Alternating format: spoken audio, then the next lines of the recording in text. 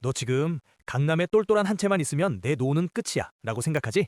세금이 올라도 한 채는 버틸만 하고 나중에 팔 때 공제 다 받으면 남는 장사라고 믿고 있잖아. 사실 말이야. 너 지금 아주 큰 착각을 하고 있는 거야. 네가 믿고 있는 그 공식은 이미 유통기한이 지났거든. 정부가 왜 갑자기 채수가 아니라 가액 이야기를 꺼내는지 알아? 그리고 네가 10년을 버틴 그 집이 왜 순식간에 세금 먹는 하마로 변할지. 2024년에 부동산 폭락론이 나왔을 때 사람들이 뭐라고 했는지 기억나? 이번엔 진짜다. 곧 반토막 난다. 근데 실제로는 서울 아파트값 20% 올랐어. 대출 규제는 사상 최강인데 집값은 안 떨어졌다고. 왜 그럴까? 오늘 진짜 무서운 이야기 좀 해줄게. 자, 봐봐. 이건 단순한 경고가 아니야. 15분 후에 너는 네 자산 전략을 완전히 다시 짜게 될 거야. 내 이름은 웅이야. 난 부동산 보유세와 장기 보유 공제 개편에 대해서 진짜 미친 듯이 고민하거든.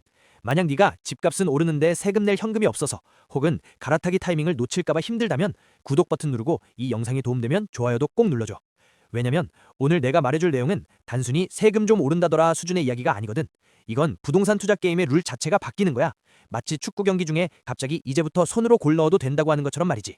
지금까지 네가 배웠던 부동산 공식들, 버티면 이긴다, 강남은 안 떨어진다, 한 채는 안전하다, 이런 것들이 2026년 하반기부터는 완전히 달라질 수 있어. 준비 안 된 사람은 자기 집이 자산이 아니라 부채로 바뀌는 걸 경험하게 될 거야. 자, 그럼 시작해볼까? 사람들이 진짜 모르는 게 뭐냐면 지금 시장을 움직이는 게 은행 대출이라고 생각하는 거야. 금리 높으니까 집값 떨어지겠지? 진짜 유튜브 중독이라니까. 채널 좀 바꿔야 돼. 그런 분석 영상 보면서 그래 맞아 이제 떨어진다 하고 2년을 기다렸는데 결과는 서울 집값 20% 상승. 야, 너 지금 강남에 똘똘한 한 채만 있으면 내 노후는 끝이야 라고 생각하지? 세금이 올라도 한 채는 버틸만 하고 나중에 팔 때 공제 다 받으면 남는 장사라고 믿고 있잖아. 자, 여기 통계 하나 보여줄게. 정말 중요한 거니까 집중해봐. 2005년부터 2021년까지 우리나라 대출 증가율이 명목 성장률을 항상 앞질렀어.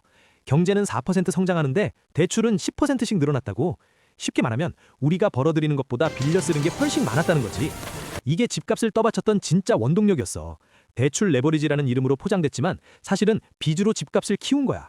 근데 2022년 윤석열 정부 들어오고 나서부터는 어때? 대출 증가율이 확 꺾였어. 진짜 대출 규제는 지금 하고 있는 거야. DSR 40%, 스트레스 DSR, 이 금융권까지 조이고 역대급 규제라고. 그런데 왜 서울 집값은 안 떨어질까? 여기서부터 진짜 재밌어진다. 돈의 파이프라인이 바뀌었거든. 이제 소득이랑 대출로 집 사는 시대는 끝났어. 주식 인센티브, 코인 수익, 상속, 증여, 이 엄청난 물줄기가 오직 서울 핵심으로만 쏟아지고 있는 거야. 2023년 통계 보면 증여세 신고액이 전년 대비 30% 증가했어. 부모 세대가 자식한테 자산 넘기는 속도가 빨라지고 있다는 거지. 왜? 상속세 폭탄 맞기 전에 미리미리 쪼개서 주는 거야. 그리고 비트코인, 엔비디아 주식 터졌던 사람들, 그 돈이 어디로 갔겠어? 예금? 아니지. 서울 아파트로 갔어. 왜냐면 실물 자산이라는 안정감이 있으니까.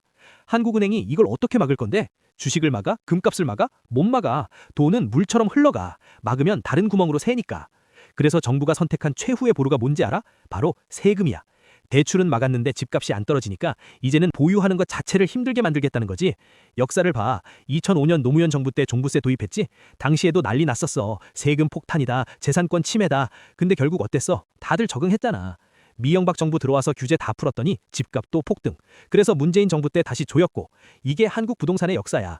규제 완화, 폭등, 규제 강화, 조정, 이 사이클이 반복되는 거지. 근데 2026년에 예상되는 건 차원이 달라. 왜냐면 이번엔 채수가 아니라 가액으로 때리거든. 무슨 말이냐면 지금까지는 몇 채 가졌느냐가 중요했어. 1주택자는 공제받고 다주택자는 중과세하고. 그런데 이제는 얼마짜리 집이냐가 기준이 된다는 거야. 똘똘한 한 채 전략이 완전히 무너지는 순간이지. 자, 이제 본격적으로 들어가 볼까? 지금까지는 두 채 가진 20억보다 한 채 가진 60억이 세금을 덜 냈어. 불공정하지. 실제 사례 하나 들어줄게.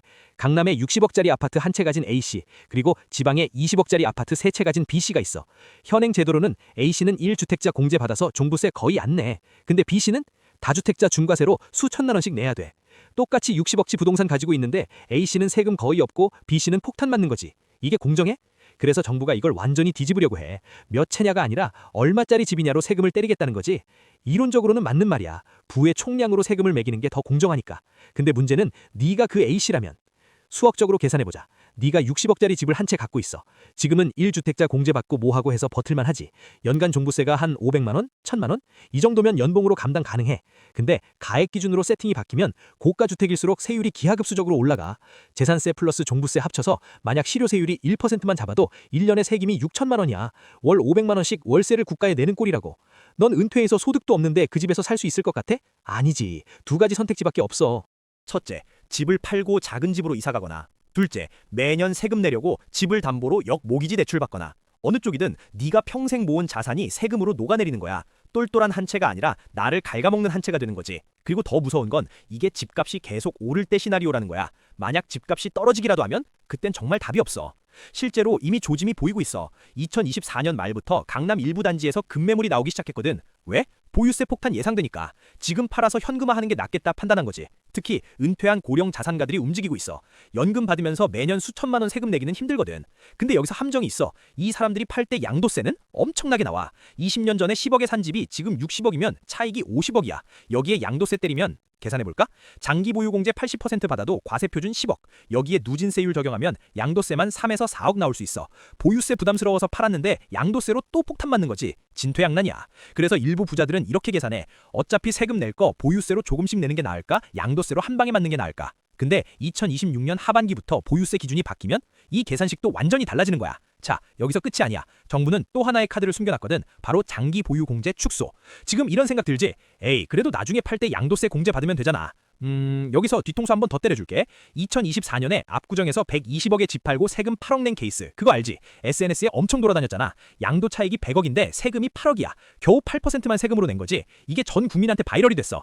역시 부자들은 세금 안 내는구나. 20년 버티면 나도 저렇게 되는구나. 이런 반응들. 근데 정부가 바보야? 이걸 가만히 두게? 아니지. 이미 칼을 갈고 있어. 장기 보유 공제는 이명박 정부 때 10년 보유하면 80% 깎아주는 걸로 바뀌었어. 왜 그랬을까? 부동산 시장 활성화 목적이었지. 오래 보유하면 세금 혜택 준다는 당근책으로 장기 투자 유도한 거야. 근데 이제 시대가 바뀌었어. 부동산 시장을 활성화할 필요가 없어졌거든. 오히려 과열을 막아야 하는 상황이지. 그래서 이제 이걸 다시 손보겠다는 거야. 칼자루는 정부가 주고 있으니까. 실제로 2024년 국회에서 이미 논의가 시작됐어. 고가 주택은 장기 보유 공제를 축소하자는 법안이 발의됐거든. 만약 이 공제율이 30%로 줄어든다고 치자. 실제 계산해 볼게. 아까 압구정 사례. 양도 차익 100억. 현행 80% 공제 받으면 과세 표준 20억. 세금 약 8억. 근데 공제율 30%로 줄면 과세 표준 70억. 세금이 계산해 보면 약 30에서 35억 나와. 8억에서 35억으로 4배 이상 뛰는 거야. 네가 20년 버틴 보상이 한순간에 세금으로 사라지는 거지. 더 무서운 건 이게 소급 적용될 가능성도 있다는 거야. 아니 내가 10년 전에 산 건데 지금 와서 룰 바꾸면 어떡해? 라고 생각할 수 있어. 근데 법이라는 게 원래 그래. 소급 입법 금지는 형법에만 적용되거든. 세법은 바뀌면 그대로 적용돼. 그래서 지금 일부 자산가들은 2026년 5월 9일을 주목하고 있어. 양도세 한시적 유예 종료 시점이거든. 이 시점 전에 팔면 현행법 적용받으니까 막판 엑소더스가 일어날 수도 있어. 그게 2026년 하반기에 닥칠 현실이야. 자, 정리해줄게. 이제 부동산 투자의 공식은 버티면 이긴다에서 세후 수익을 계산하라로 바뀌어야 돼. 첫 번째, 내 집의 가액 대비 보유세 시뮬레이션을 다시 돌려봐. 연봉보다 세금이 많아질 수 있어. 실제로 계산기 두들겨보면 충격을 받을 거야. 내가 이렇게까지 내야 돼? 싶을 정도로. 특히 강남 3구에 60억 이상 아파트 가진 사람들 지금 당장 시뮬레이션 해봐. 가액 기준 1% 세율 적용되면 어떻게 되는지. 두 번째, 지방주택 혜택은 늘리고 수도권은 조이는 신호를 무시하지 마. 정부가 균형 발전한다고 했을 때 그냥 립서비스인 줄 알았지? 아니야. 진짜로 밀어붙이고 있어. 세종시, 혁신도시, 기업도시 여기에 세제 혜택 주고 서울은 조이는 거야. 시장의 흐름을 강제로 바꾸려는 시도지. 세 번째, 5월 9일 양도세 유예 종료 시점을 생존의 마지노선으로 잡아. 이 날짜 전에 팔면 현행법 적용, 이후에는 세룰. 만약 네가 팔 계획이 조금이라도 있다면 이 데드라인을 놓치지 마. 물론 아직 확정된 건 아니야. 근데 대비는 해야지. 준비된 자만이 살아남는 게임이거든. 정부는 이미 수술대를 준비했어. 큰 병 들었을 때 수술하면 아프고 돈 들지. 근데 안 하면 죽어. 지금 부동산 시장이 딱 그 수술대 위에 올라가 있는 거야. 서울 아파트 거품, 똘똘한 한 채 신화, 영끌 문화, 이 모든 게 질병이라고 정부는 판단한 거지. 그래서 지금 메스를 들고 있어. 보유세 강화, 양도세 공제 축소, 가액 기준 과세, 이게 다 수술 도구야.